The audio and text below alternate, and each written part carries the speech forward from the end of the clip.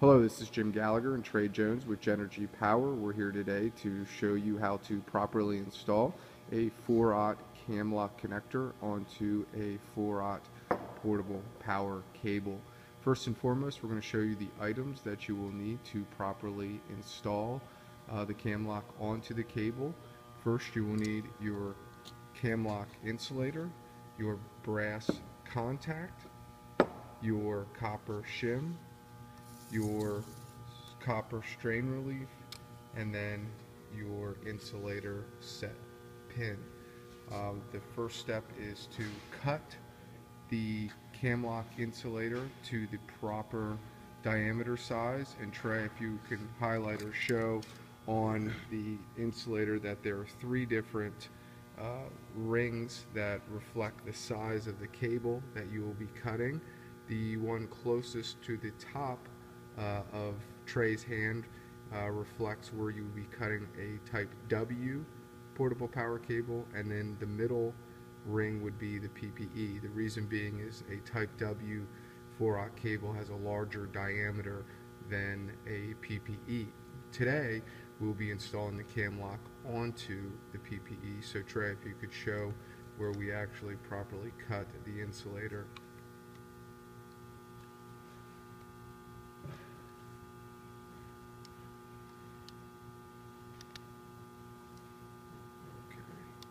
Great.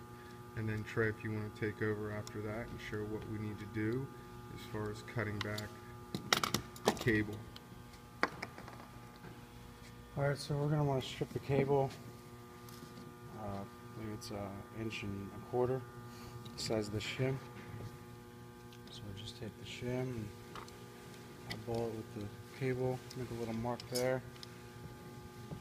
And once we have the mark, we very carefully take our utility knife and try to cut through both jackets without cutting through any copper. All portable power cable is double insulated jacketed, so something to make note of. And then also you obviously want to be cognizant not to cut into the copper stranding.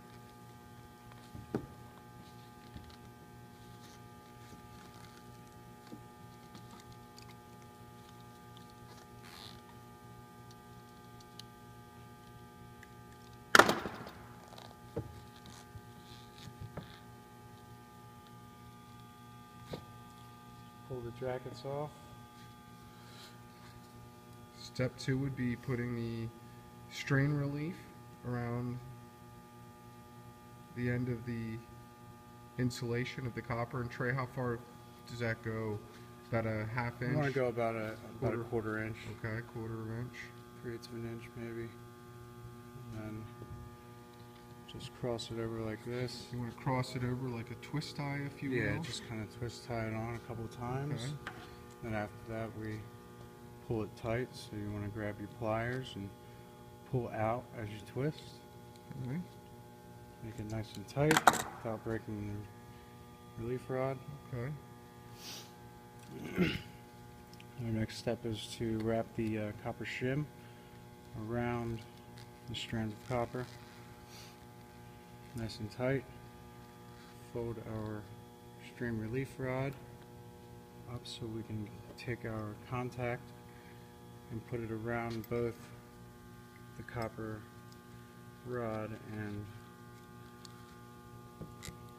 And it's important to note that the double set screws should be on the opposite side of the strain relief. right. That way it is flush with the cable after getting it tight. Okay, and then what you want to do is make As sure close it's to the as jacket as possible. tight fit close to the jacket.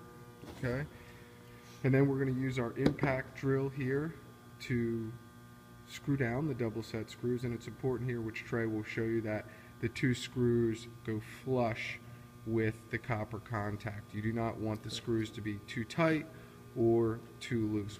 What that will do, either or, will cause resistance down the line of the cable, and you do not want that.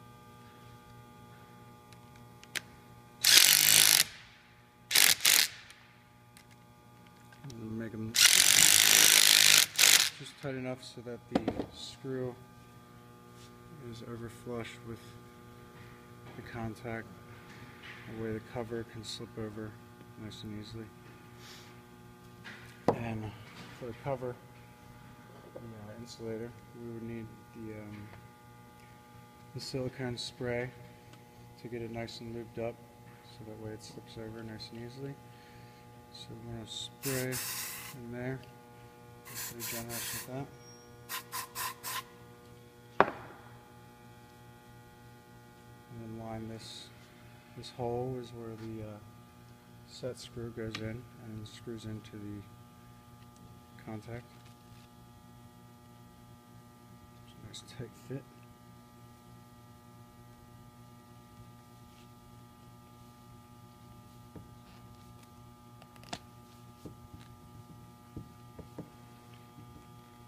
Get that nice and lined up.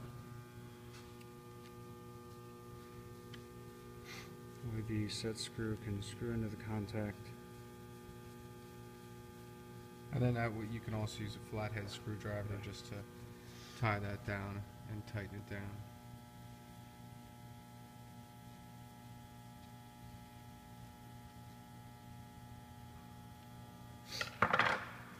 And there you go, all complete. Thanks, Trey. Thank you.